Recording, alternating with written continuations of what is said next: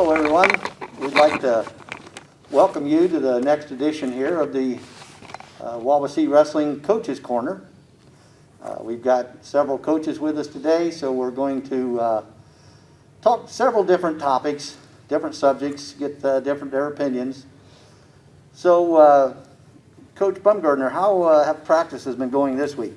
So far, I think really, really well. Today we just had a really hard practice, as we typically do on Tuesdays, and I'll let Coach Taylor chip in a little bit, but I thought the effort today was really, really good, start to finish, all the way from the warm-up, the drill, the live, to the finishing with the sprints, and in our cardio there. I thought it was tremendous up here, but Coach, what was your take today? Yeah, it's always a little difficult, that first beginning stretch of the season. Everybody starts to get a little flat. We haven't had competition.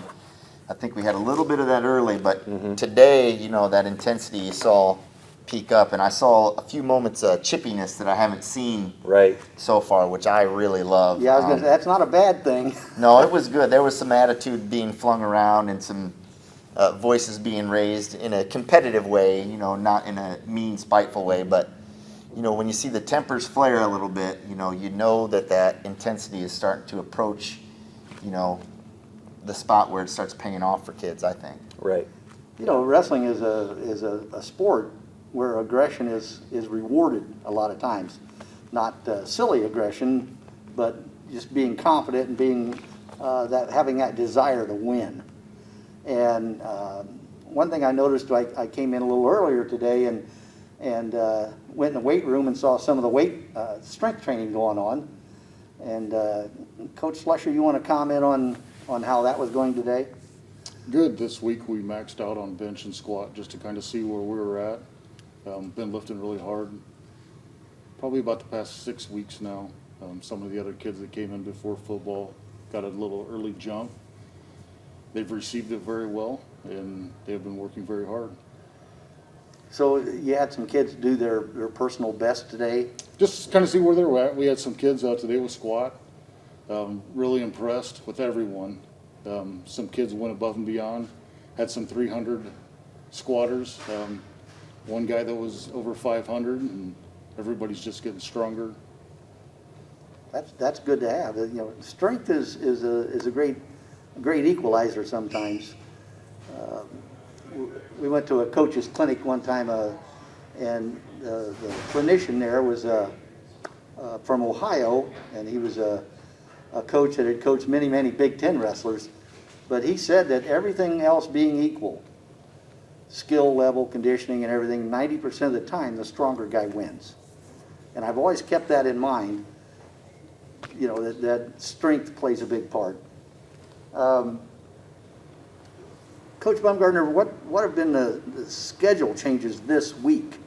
I know you had to scramble quite a bit for this upcoming dual tournament Saturday.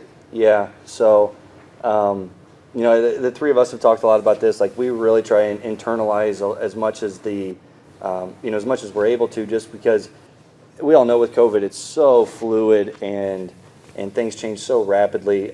So our tournament this weekend alone, there was a 36-hour stretch it was Wednesday, Thursday, where we had West Noble and Eastside both drop out of the tournament for COVID-related reasons.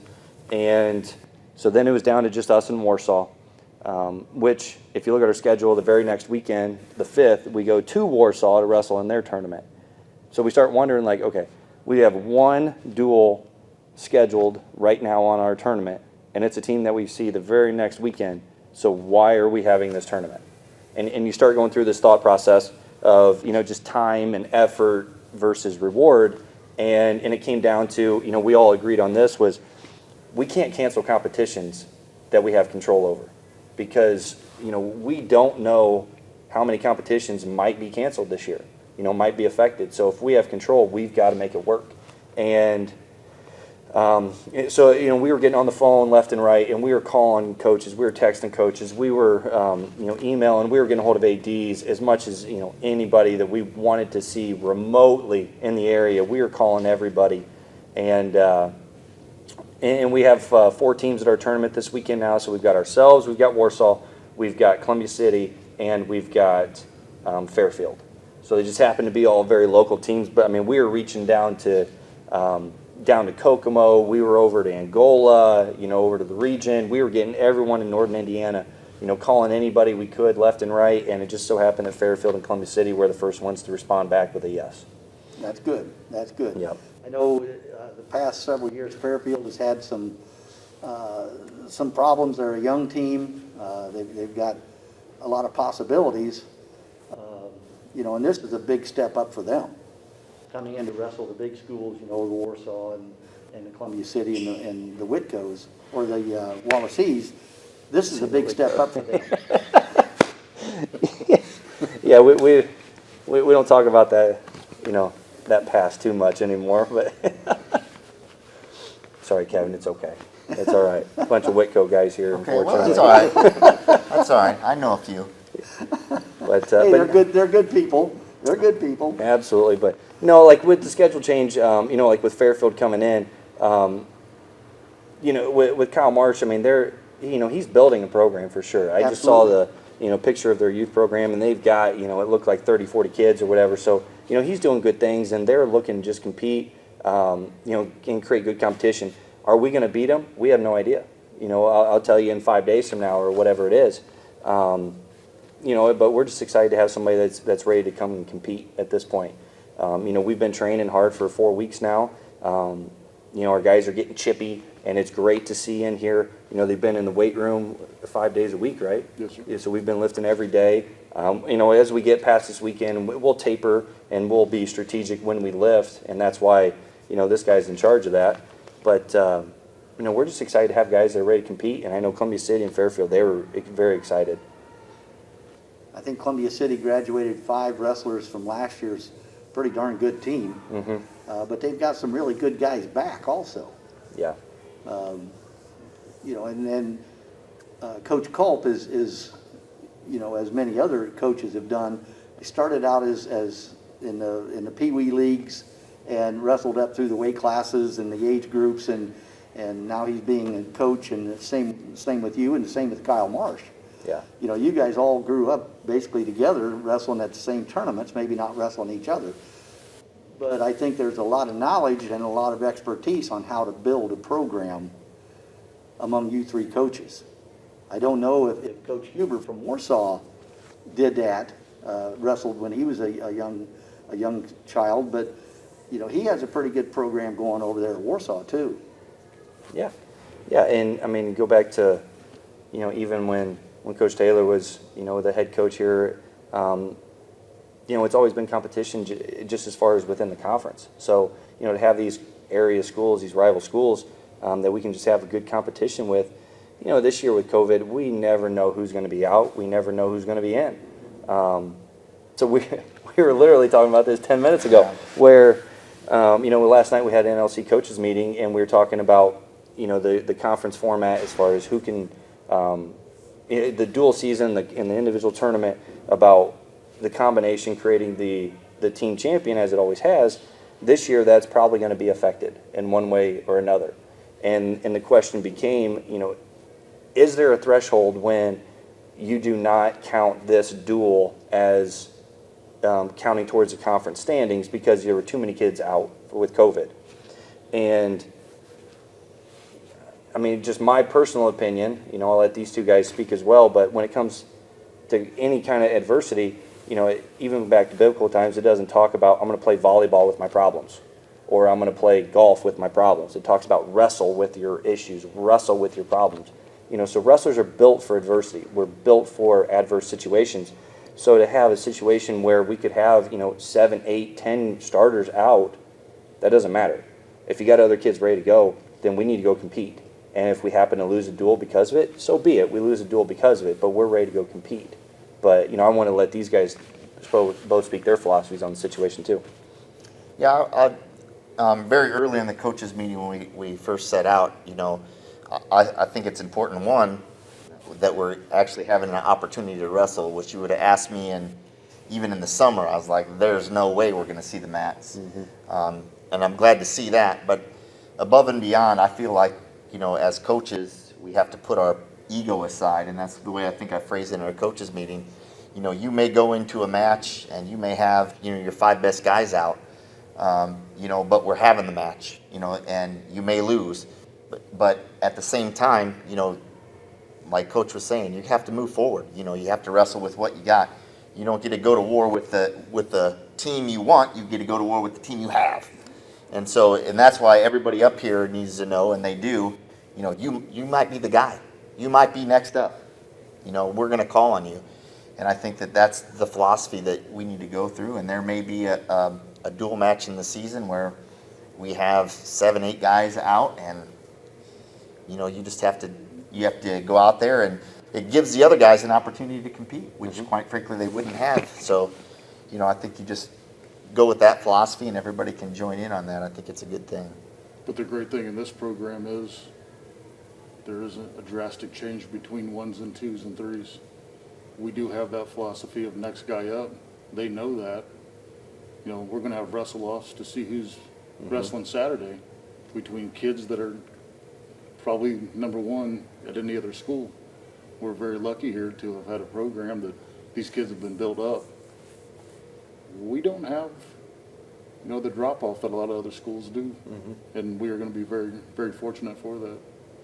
I think that's a testament to Coach Taylor, is what he does at the middle school to prepare those kids to come into the high school Right. room. Definitely. I mean, if you aren't prepared at that level, you're going to sink pretty quickly here at the high school level. And these kids are coming in pretty darn prepared. Well, I'd like to take credit for that, but I can't. I mean, the kids that are coming through are just great kids. I mean, you know, they're very coachable. I know my last 5 years, I mean, the kids are they're just coachable. They want to please people. They want to work hard, you know, and, you know, they're just good kids, you know. And when you have good kids that listen and are coachable, well, you can move mountains for sure. You know, and it's also a testament, I believe, to the club programs that we have here at Wawasee with the Wawasee Club and the Viper Club. You know, those kids spend a lot of time preparing and wrestling in the off season, in the summertime. And that shows when they get to the middle school, and they're coachable and they understand things, and it's easier to train them to do the higher level things. And then when they step into the high school room, they have an understanding.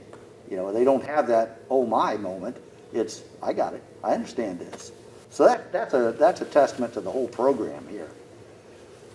Well, and, you know, for me, just in a head coach's position, like, I mean, I don't think of myself as better than any of these guys, but unfortunately, you know, I have to make some decisions that involve these guys sometimes, and some of those decisions require putting people in the best spots possible.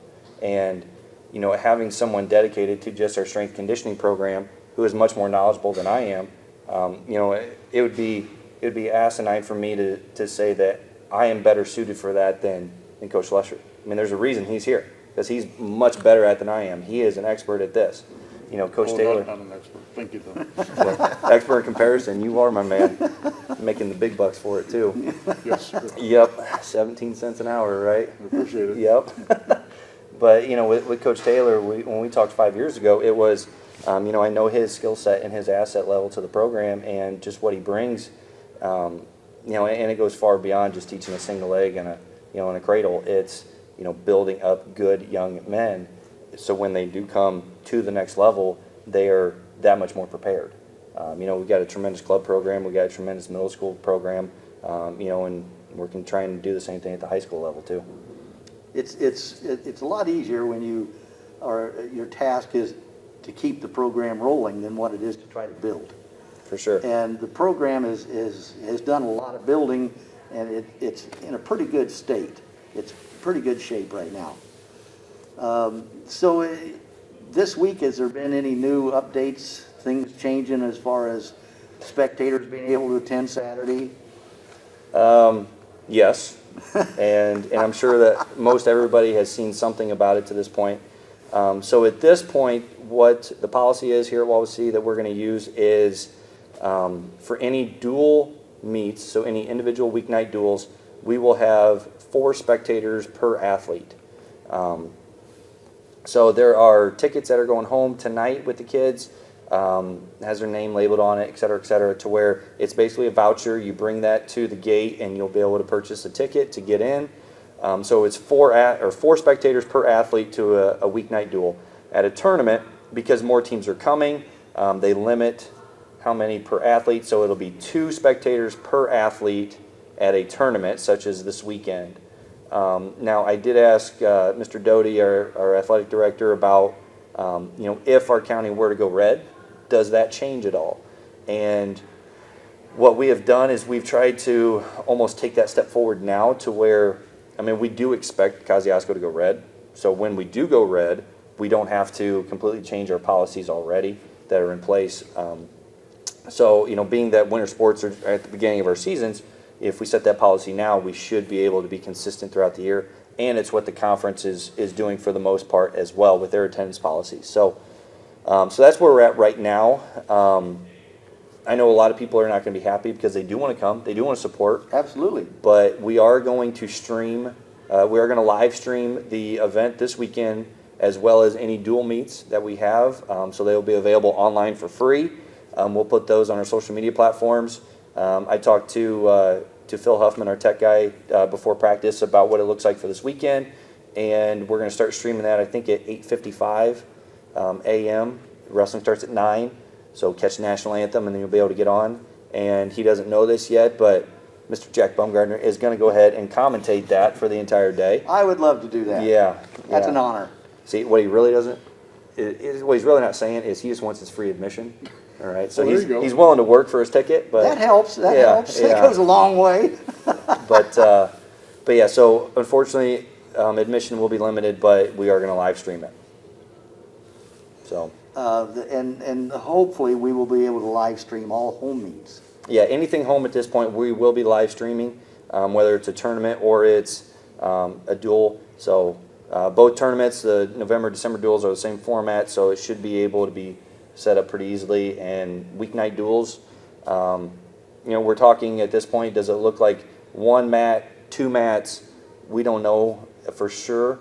What we're going to do right now is we're going to go with like a halftime format to where 14 weight classes, we'll wrestle 7.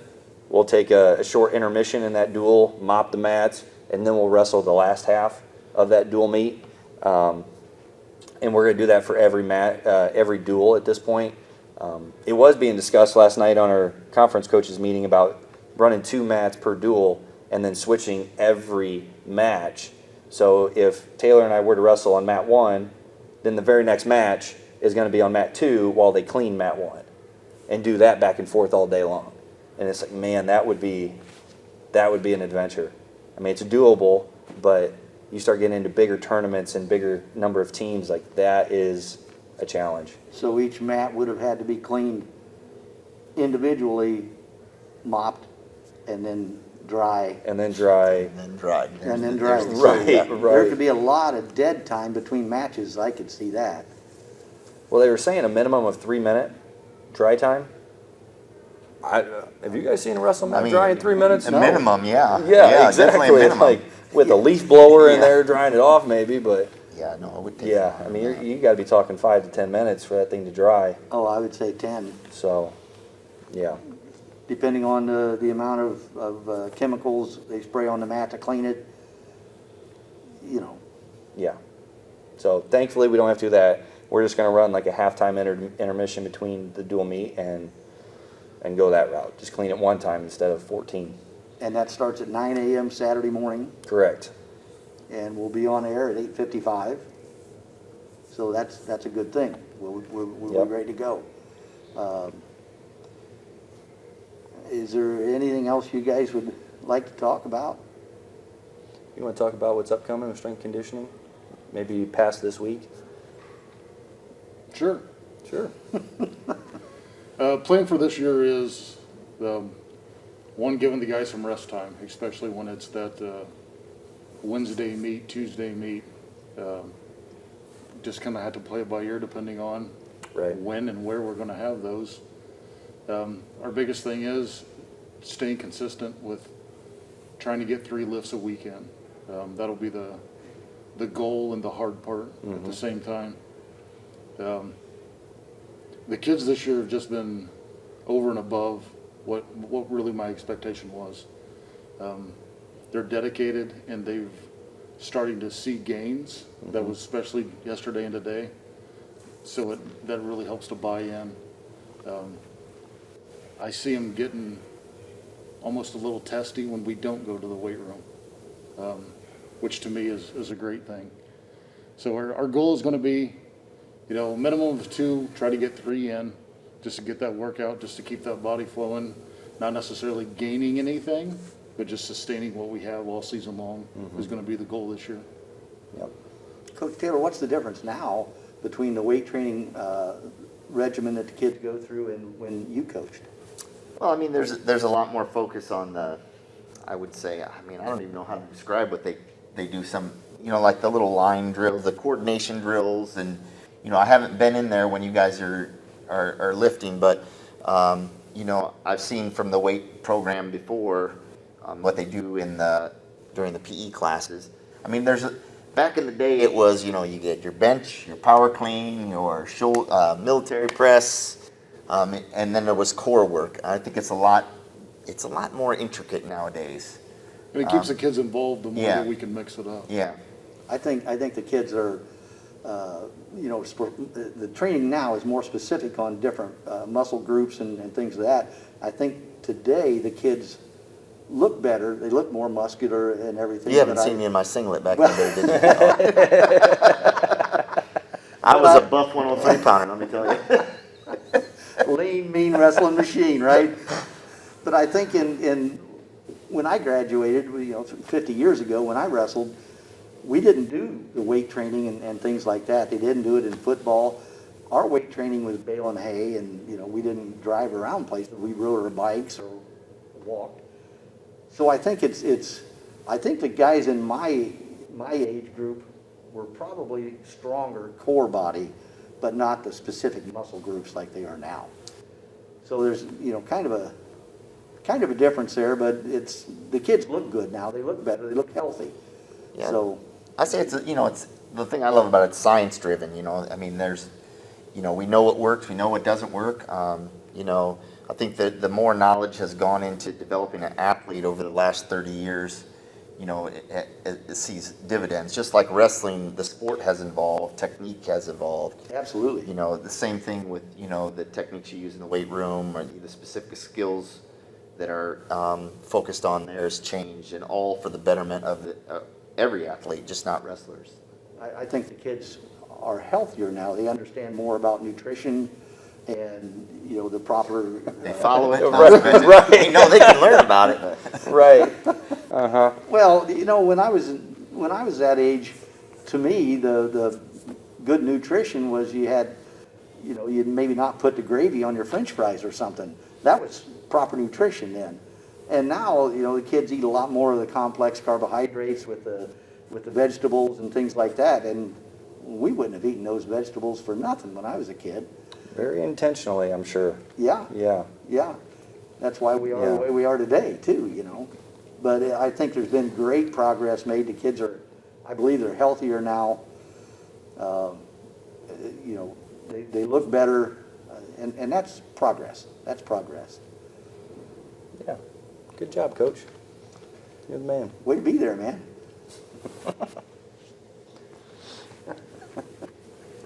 So is there anything else you guys want to share with our audience today?